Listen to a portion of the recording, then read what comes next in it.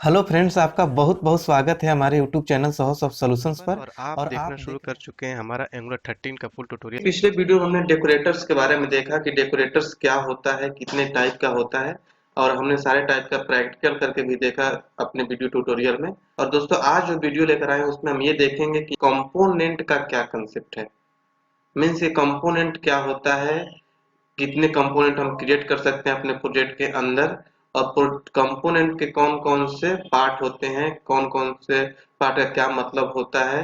Component के सारे part का हम एग्जांपल करके इस वीडियो ट्यूटोरियल में देखेंगे। मैं आपसे रिक्वेस्ट करना चाहूँगा कि अगर अभी तक आपने मेरे इस चैनल को सब्सक्राइब नहीं किया है तो काइंडली आप इसे सब्सक्राइब कर लें और बेल की आइकन को जरूर क्लिक कीजिएगा, ताकि मैं जैसे ही कोई नया वीडियो डालूं तुरंत आपको नोटिफिकेशन मिले और आप हमेशा अपडेटेड रहें। तो चलिए स्टार्ट करते हैं इस वीडियो ट्यूटोरियल को। दोस्तों, component is the basic building block of angular. Means कि दोस्तों, एंगुलर में जो भी एप्लीकेशन बनाते हैं हर चीज एक कंपोनेंट पर ही होता है।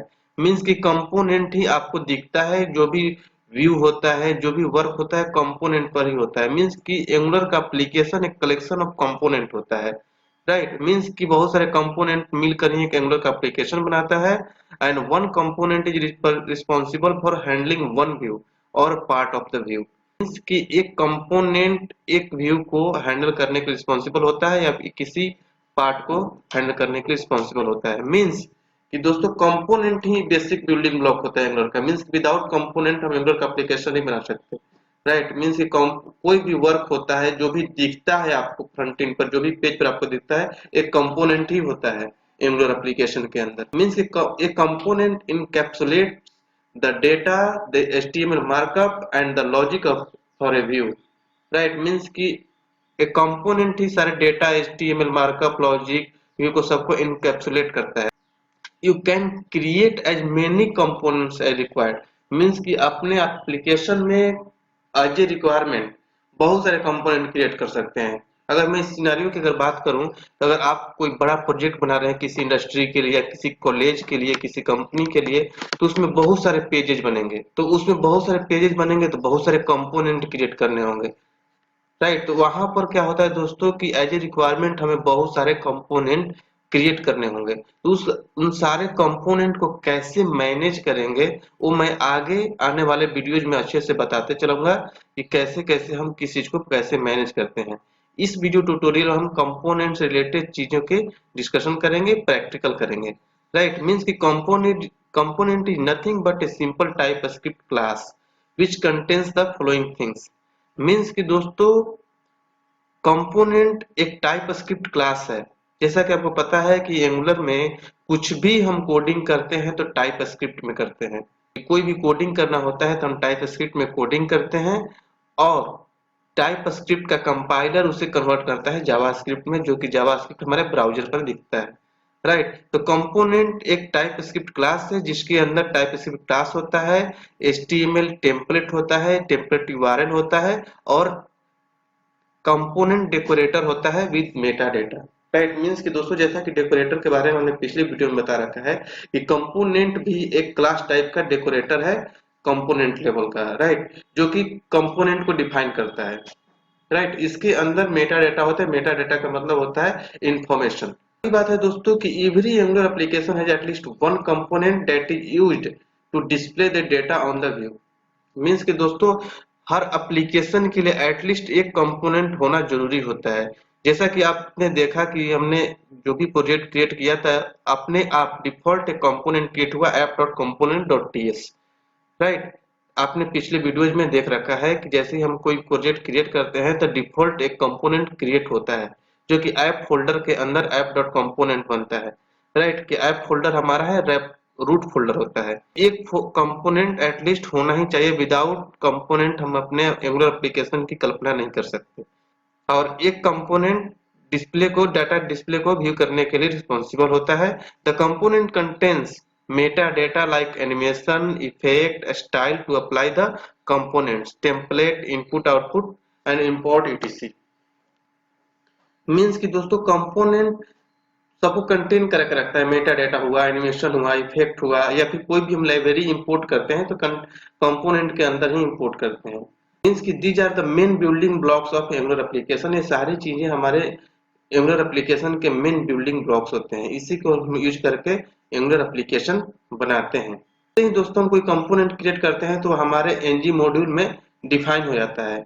जैसा कि डेकोरेटर में हमने बताया कि जैसे कोई कंपोनेंट हम क्रिएट करते हैं तो एनजी मॉड्यूल डेकोरेटर के अंदर डिक्लेरेशन सेक्शंस में उसको ऐड करना होता है, डिक्लेयर करना होता है और उसको वहां पर app.module.ts फाइल में इंपोर्ट करना होता है। तो वही यहाँ पर बात है कि कोई भी कंपोनेंट जब हम क्रिएट करेंगे तो उसको एनजी मॉड्यूल डेकोरेटर के अंदर हमें डिफाइन करना होता है डिक्लेरेशन सेक्शंस के अंदर। तो दोस्तों आगे हम एक इमेज दिखा रहे हैं जिसमें आपको ये दिख रहा है कि एक हेडर है, लेफ्ट मेनू है, फुटर है, कंटेंट है। तो दोस्तों एक एक चीज के लिए आप एक एक कंपोनेंट रख सकते हैं। मीन्स कि हेडर के लिए आपने अलग कंपोनेंट रख लिया, एक ही पेज पर इतने सारे चीज हैं तो एक ही पेज पर बहुत सारे कंपोनेंट रख सकते हैं या फिर एक ही कंपोनेंट रख सकते हैं। मीन्स कि एक पेज कलेक्शन ऑफ कंपोनेंट हो सकता है या फिर एक ही कंपोनेंट हो सकता है। यहाँ पर हेडर के लिए आप अलग से कंपोनेंट रख सकते हैं, लेफ्ट मेनू के लिए अलग से कंपोनेंट रख सकते हैं, कंटेंट के लिए अलग कंपोनेंट रख सकते हैं और फुटर के लिए अलग कंपोनेंट रख सकते हैं, या फिर कंटेंट में बहुत सारे कंपोनेंट रख सकते हैं। तो ये होता है मीन्स कि कंपोनेंट से ही हम कोई एंगुलर एप्लीकेशन या पेज डेवलप करते हैं एंगुलर के अंदर। तो इसको चलिए हम चलते हैं प्रोजेक्ट के अंदर, वहां पर हम एक एक चीजों को प्रैक्टिकल करेंगे और देखेंगे कि कैसे हम कंपोनेंट को यूज करते हैं। तो दोस्तों ये प्रोजेक्ट है हमारा जिस पर हम प्रैक्टिकल करेंगे कंपोनेंट का। तो दोस्तों आप यहाँ पर देख रहे हैं कि ऐप फोल्डर के अंदर app.component.ts फाइल है। राइट कि दोस्तों जैसे हम प्रोजेक्ट क्रिएट करते हैं तो जो डिफॉल्ट कंपोनेंट क्रिएट होता है यही है app.component.ts फाइल। तो यहाँ पर आप देख रहे हैं कि कंपोनेंट डेकोरेटर है, इसके अंदर कुछ ये पार्ट्स इसके देख रहे हैं, सिलेक्टर हुआ, टेम्पलेट यूआरएल हुआ, स्टाइल यूआरएल्स हुआ। उसके बाद इसमें दोस्तों होता है styles, template, white preserve, white space, ये सारे बहुत सारे पार्ट होते हैं। इसको आप आर्गुमेंट भी बोल सकते हैं कंपोनेंट का, क्योंकि कंपोनेंट एक डेकोरेटर होता है और ये फंक्शन होता है, एज ए फंक्शन यूज होता है। राइट और ये हमारे एंगुलर के कोर लाइब्रेरी से इंपोर्ट होता है। राइट तो दोस्तों एक एक का हम बारी बारी से प्रैक्टिकल करके देखें कि इसका क्या कंसेप्ट होता है, कि इसको कैसे यूज करते हैं।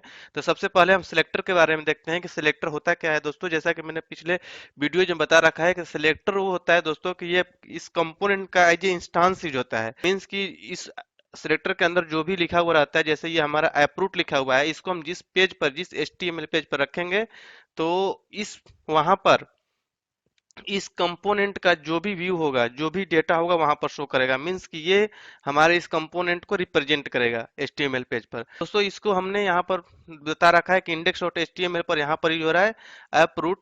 राइट कि जैसे ही हमारा index.html पेज लोड होगा तो हमारा ये app.component.ts फाइल पर जो भी वर्क हुआ रहेगा वो हमारा वहां पर दिखेगा। मींस कि टाइटल में सोर्स ऑफ सॉल्यूशंस दिखेगा, जो हमारे app.component.html मींस कि इस कंपोनेंट का जो HTML पेज है उसका सारा व्यू हमारे दिखेगा इंडेक्स पेज पर। क्यों? क्योंकि हमने इसको लगा रखा है, मींस कि ये हमारे इसको हमने index.html पेज पर लगा रखा है। मींस कि यहाँ पर हमारा app.component.ts फाइल का जो भी डेटा होगा वो शो करेगा। तो चलिए एक बार मैं इसको सेव करता हूँ और दिखाता हूँ ब्राउजर में। सर्वर एक्टिवेट हो गया है, तो यहाँ पर लोड हो रहा है हमारा पेज। आप देखिए यहाँ पर दिख रहा है। तो दोस्तों ये जो भी आ रहा है हमारा, यहाँ से आ रहा है app.component.ts पेज से, यहाँ पर इसका HTML पेज से। अगर इस HTML पेज से मैं दोस्तों इन सारी चीजों को हटा दूं, केवल मैं टाइटल रहने देता हूँ और ये भी डिव हटा देता हूँ यहाँ से, इसकी कोई जरूरत नहीं है। राइट अब मैं इसको सेव करूंगा तो आप देखेंगे इसका इफेक्ट हमारे ब्राउजर पर भी दिखेगा। देखिए राइट इसका इफेक्ट हमारे ब्राउजर पर दिख रहा है। तो दोस्तों कहने का मतलब ये है कि जो सिलेक्टर है, सिलेक्टर ही हमारे इस कंपोनेंट पेज को रिप्रेजेंट कर रहा है। इस मीन सिलेक्टर को इस कंपोनेंट को रिप्रेजेंट कर रहा है। इसके HTML पे जो भी चीज यहाँ पर मैं भी, यहाँ पर भी कुछ मैं अगर चेंज करता हूँ दोस्तों, कुछ भी अगर लिखता हूँ यहाँ पर तो ये हमारे पेज पर दिखेगा। अगर मैं इसको सौ सॉफ्ट रख लेता हूँ तो आप देखेंगे पेज पर जाकर तो केवल सौ सॉफ्ट आ जाएगा। अभी लोड हो रहा है, देखिए केवल सौ सॉफ्ट आ गया। जैसे ही यहाँ पर चेंज करूंगा सौ सॉफ्ट सॉल्यूशंस पेज पर भी शो करेगा, यहाँ पर आ गया। राइट मींस कि दोस्तों आपको कंसेप्ट क्लियर हो गया होगा कि सिलेक्टर होता क्या है। सिलेक्टर हमारे कंपोनेंट पेज का इंस्टांस होता है जिसको जहां पर रखते हैं उस HTML पेज पर इस पेज का, इस कंपोनेंट का सारा डेटा शो करता है। दोस्तों अगला है टेम्पलेट यूआरएल्स। राइट। मीन्स कि टेम्पलेट यूआरएल में दोस्तों हम किसी भी HTML पेज का रेफरेंस देते हैं। मीन्स कि आप यहाँ पर देख रहे हैं हमने app.component.html पेज का रेफरेंस दे रखा है इस पेज का। मीन्स कि इस पेज पर जो भी लिखेंगे तो वो हमारा डेटा शो करेगा। मीन्स कि यहाँ पर हम किसी भी HTML अगर मान चाहते हैं दोस्तों कि इस HTML का पेज ना रेफरेंस ना देकर किसी और HTML पेज का रेफरेंस दे, तो आप उसको यहाँ पर चेंज कर सकते हैं। राइट, यहाँ पर कोई अलग से HTML पेज ऐड कर लेंगे और उसका रेफरेंस यहाँ पर हम दे सकते हैं। तो जैसे ही हमारा ये सिलेक्टर किसी HTML पेज पर लोड होगा तो इस यहाँ पर जो रेफरेंस रहेगा वही शो करेगा, वहां पर वही डेटा शो करेगा जिसका रेफरेंस आप यहाँ पर देंगे। अगर मैं इसमें कुछ चेंज करूं दोस्तों इस HTML पर, मान लो दोस्तों इस HTML पर मैं कुछ चेंज करता हूँ। राइट, यहाँ पर दोस्तों मैं यहाँ पर मान लो मैंने लगा लिया HR, उसके बाद हमने एक div ले लिया। राइट, और div में हमने लिख लिया कि this is template URL view. तो इसको हम ऐसे सेव करेंगे तो इसका इफेक्ट आप देखेंगे कि मीन्स कि इसी HTML का यहाँ पर हम जिस HTML का रेफरेंस दे रखा है इस HTML में हम चेंज किया हमने, तो इसका इफेक्ट आपके ब्राउजर में दिखेगा। देखिए HR लाइनिंग आ गया, नीचे this is template URL view आ गया। राइट, मीन्स कि जो भी हम चेंज कर रहे हैं यहाँ पर दिख रहा है। राइट, अगला होता है दोस्तों यहाँ पर कि हम टेम्पलेट URL देकर ना देकर हम डायरेक्टली टेम्पलेट भी लिख सकते हैं। यहाँ पर हमने इसको हटा दिया अगर, और यहाँ पर हमने इसको केवल टेम्पलेट लिखा। राइट, और तो यहीं पर हम इनलाइन HTML लिख सकते हैं। मीन्स कि हमें अगर हमारे पास कोई HTML पेज नहीं है तो हम डायरेक्टली यहीं पर इनलाइन HTML की कोडिंग कर सकते हैं। यहाँ पर हम मान लो दोस्तों हमने लिख लिया H1 और H1 हमने क्लोज किया और इसके अंदर हमने लिख लिया सोहसॉफ्ट। राइट, सोहसॉफ्ट लिखा, उसके बाद इसी में हमने फिर एक HR दे लिया, उसके बाद हमने div लिया और div को क्लोज किया। div में हमने लिख लिया दिस इज टेम्पलेट व्यू। आपको दिखेगा जैसे हमने वहां पर टेम्पलेट URL व्यू लिखा था और सोर्स ऑफ सॉल्यूशंस था। अब इसको सेव करेंगे दोस्तों तो यही हमारा पेज यहाँ पर दिखेगा। देखिए सोहॉफ सॉफ्ट ओनली दिख रहा है और दिस इज टेम्पलेट व्यू दिख रहा है। तो आगे हम देखते हैं दोस्तों कि इसको हम यहीं पर डिफॉल्ट कर देते हैं, क्योंकि दोस्तों मैं आपको यही रिकमेंड करूंगा कि जितना भी आप पेज बनाएंगे तो HTML बना लेंगे, क्योंकि छोटे लेवल पर तो आप यहाँ पर इनलाइन HTML लिख सकते हैं। अगर बड़े प्रोजेक्ट पर काम करेंगे तो आपको अलग अलग व्यू के लिए अलग अलग HTML पेज बनाना चाहिए ताकि उसको मैनेज करने में आसानी होता है। अगर सारे HTML का कोडिंग अगर इसी पेज पर लिख देंगे तो आप उसको मैनेज करने में दिक्कत होगा। राइट, तो इसलिए हम अलग अलग HTML पेज ही बना लेते हैं और उसका रेफरेंस यहाँ पर दे देते हैं TS फाइल में। राइट, अगला है दोस्तों कि स्टाइल URLs। मीन्स कि दोस्तों ये यहाँ पर हम CSS पेज का जो कि हमारा CSS होता है उसका हम रेफरेंस देते हैं, जो कि हमारे इस इंटरनल HTML पेज पर जितने भी कंट्रोल होता है उस पर अप्लाई होता है। राइट, तो दोस्तों अगर हम इस CSS पर जो हमारा यहाँ पर देखिए app.component.css पेज है, यहाँ पर है, इस पर हम कुछ भी स्टाइल लिखेंगे तो इसका इफेक्ट हमारे app.component.html पर दिखेगा। क्यों? क्योंकि ये लॉजिकल ग्रुपिंग आप देख रहे हैं यहाँ पर कि इस ऐप रूट के लिए सिलेक्टर के लिए ये HTML पेज है और इसी का ये component.css है, तो इसका इफेक्ट हमारे इसी पेज पर दिखेगा। किसी और कंपोनेंट हम जब क्रिएट करेंगे बाद में तो उस पर इसका इफेक्ट नहीं दिखेगा, उसका अलग से CSS क्रिएट होकर आएगा, उसके लिए अलग से क्रिएट करना होगा या फिर बाय डिफॉल्ट क्रिएट होकर आता है। तो अगर इसमें मैं दोस्तों चेंज करता हूं, यहाँ पर मान लो दोस्तों हमने H1 के लिए हमने कलर सेट कर दिया रेड। राइट, और हमने div भी हमने ले रखा है, तो div के लिए हमने अगर div के लिए कलर सेट कर दिया ब्लू। राइट, तो आप इसका इफेक्ट देख सकते हैं हम अपने ब्राउजर में। देखिए यहाँ पर रेड हो गया हमारा जो भी हमने लिखा था H1 में, और div में जो लिखा था उसका ब्लू हो गया। मीन्स कि ये CSS HTML पर अप्लाई करने के लिए हम CSS पेज पर जो भी CSS लिखेंगे उसका इफेक्ट हमारे इस HTML के कंट्रोल पर पड़ेगा। ये होता है स्टाइल URL। हम यहाँ पर डायरेक्टली जैसे हमने इनलाइन HTML लिखा था दोस्तों उसी तरीके से हम इनलाइन CSS भी बना सकते हैं। उसके लिए अलग से होता है स्टाइल्स लिखते हैं उसके लिए। यहाँ पे इसको हटा दें हम, और यहाँ पर स्टाइल्स होता है, और इसमें इसको हम यहाँ पर पहले यहीं से चेंज करके दिखाता हूँ। यहाँ पर स्टाइल्स होता है, और इसके अंदर हम लिख सकते हैं कोई भी CSS इनलाइन लिखना हो तो। जैसे मान लो दोस्तों हमने यहाँ पर H1 के लिए लगा दिया कलर, राइट। यहाँ पर H1 के लिए हम उसमें रेड लगा रखा था, तो यहाँ पर हम ब्लू कर लेते हैं, राइट। इसको हमने बंद कर दिया। जैसे ही इसको सेव करेंगे दोस्तों, आप देखेंगे इसका इफेक्ट अपने ब्राउजर में, देखिए ब्लू हो गया, राइट। और इसमें हमने डिप के लिए कुछ नहीं ले रखा है, तो डिप हमारा जो डिफॉल्ट कलर होता है ब्लैक ब्लैक आ गया, राइट। मीन्स कि ये भी होता है हमारा स्टाइल्स के लिए, राइट। मीन्स कि आप इनलाइन स्टाइल का भी कोड अपने कंपोनेंट पर ही लिख सकते हैं, जो कि अब कंपोनेंट का ये पार्ट होता है, राइट। तो दोस्तों ये होता है डिफरेंस स्टाइल यूआरएल्स और स्टाइल्स में, टेम्पलेट यूआरएल और टेम्पलेट्स में, राइट। तो इसको हम भी डिफॉल्ट रख लेते हैं, जो कि हमारा डिफॉल्ट होता है, राइट। उसके बाद दोस्तों हम क्या करते हैं कि एक और इसमें होता है part, white space, preserve white space, right. तो इसको हम लिखते हैं, पहले तो हम क्या करते हैं इसको ट्रू रख लेते हैं दोस्तों। प्रिजर्व व्हाइट स्पेस ये होता है कि अगर अगर आपके पेज पर कोई कंट्रोल है, उसके बीच में स्पेस है, तो प्रिजर्व व्हाइट स्पेस अगर ट्रू करेंगे तो स्पेस एज इट इज रहेगा। अगर फॉल्स कर देंगे तो सारे व्हाइट स्पेस, जो भी स्पेस होगा उसको रिमूव कर देगा। तो ये भी कंपोनेंट का ही पार्ट होता है। कंपोनेंट में बहुत सारे पार्ट ऐसे होते हैं, लेकिन जो जो मेन है उसका एग्जांपल मैं आपको दिखा रहा हूँ, राइट। तो दोस्तों यहाँ पर आप देख सकते हैं कि इसके लिए मैं क्या करता हूँ, HTML पेज पर कुछ बटन्स ले लेता हूँ, राइट। या कोई भी कंट्रोल आप ले सकते हैं, मैं यहाँ पर बटन लेकर दिखाता हूँ बस एज फॉर एग्जांपल के लिए, राइट। बटन हमने लिया और इसका हमने नाम लिख लिया ऐड, और इसी को कॉपी कर लेते हैं, कॉपी, यहाँ पर स्पेस दे लिया, फिर स्पेस, फिर स्पेस, इस तरीके से हमने लिया। इसका नाम भी आप चेंज कर सकते हैं, यहाँ पर ऐड कर दिया, सब कर दिया, यहाँ पर मल्टीप्लिकेशन के लिए कर दिया, यहाँ पर